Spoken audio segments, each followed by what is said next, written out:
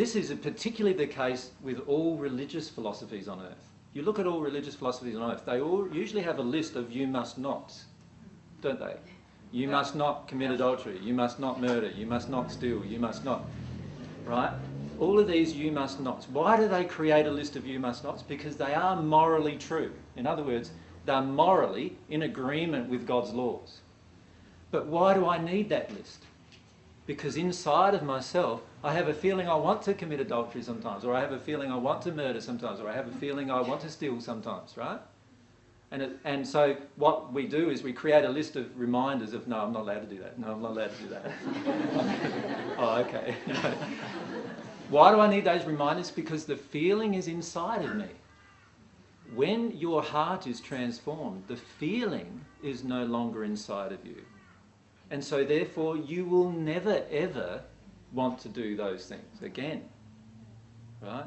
So for example, let's say I'm a man walking along the street and a good looking woman walks by and I'm going like, you know. And so what's happening is I'm projecting all of this sexual energy at this woman, right? Why am I doing that?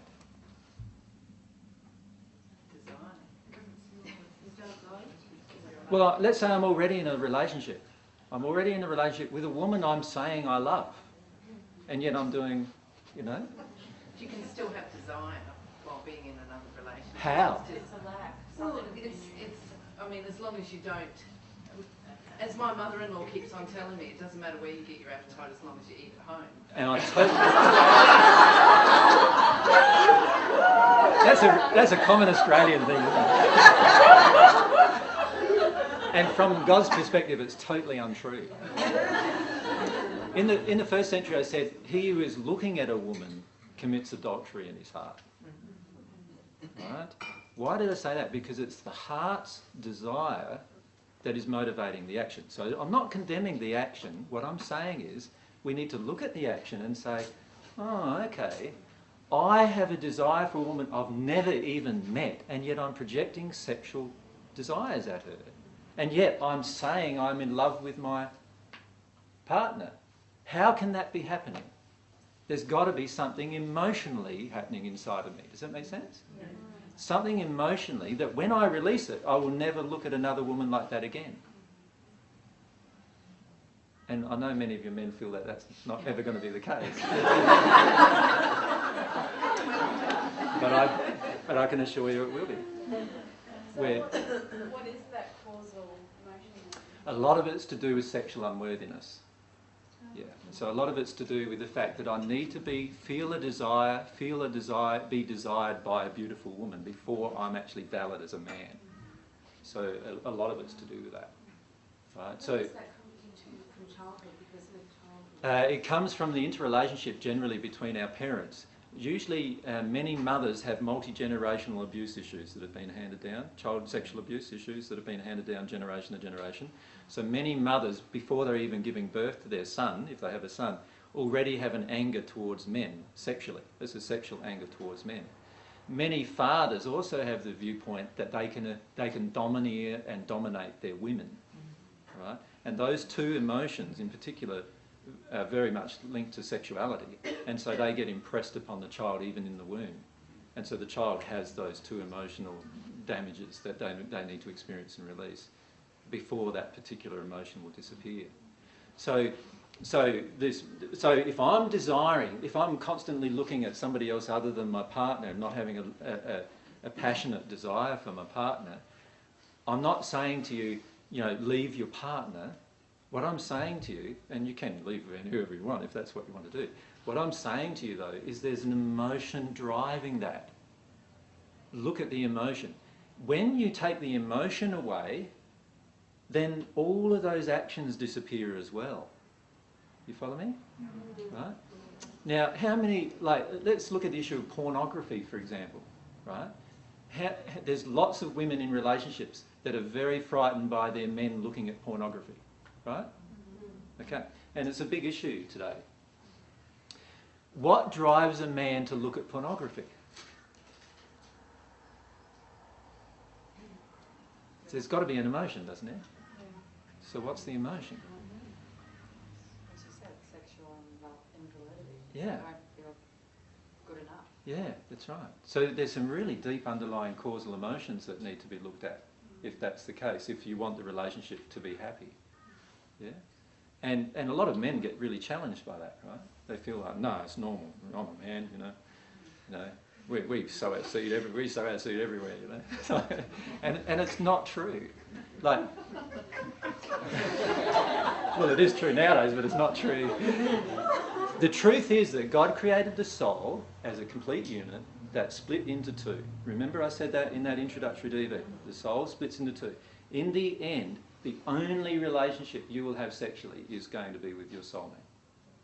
And you know what? You'll be so passionate about it that nobody else will ever cross your mind or your heart. Right? Now, the only thing that prevents that from occurring is emotional damage. Emotions within us. Emotions with regard to injuries with masculinity or femininity or both. And we need to allow ourselves to feel them. So I'm not saying, there's no harm in the man saying to his wife, look, the truth is that, there were 5 women today that I looked at when I was walking down the street, and I felt like I'd like to have sex with them. Now, how would you feel as a wife if you heard that? Why would you be angry? You'd be denying your own emotion. Do you see what I'm saying? She would be feeling sexually invalid also, right? So she needs to feel those emotions. If you could have honest dialogue about it, what would happen is your wife, if the wife was in a state where there was no emotional injury, she could say, well, what emotion's driving all that? What do you feel? You could start talking about it at the emotional level. What emotion is driving those desires? What's going on emotionally? But you know what happens most of the time is we judge the person for having that action, do we not? Yeah. And then we want to strangle the person for having those actions, right? And in the end, the emotion, the underlying emotion just gets passed over. Which Right? comes first, the strangulation or the... Yeah. See, most of the time, isn't it? We judge when somebody tells us the truth. So let's say your husband or wife came home, or your boyfriend or girlfriend came home today and said, and we're going to get drowned out for a little while.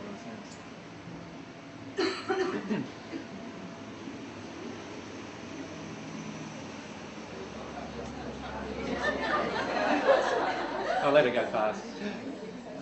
I can't compete with a truck that big. Let's say they came home and told us that they stole something today. Now, inside of yourself in that moment, there would perhaps be some feelings of judgment, would there not? Like, how can my boyfriend, girlfriend, partner steal something? What don't I know about them? What are they getting up to?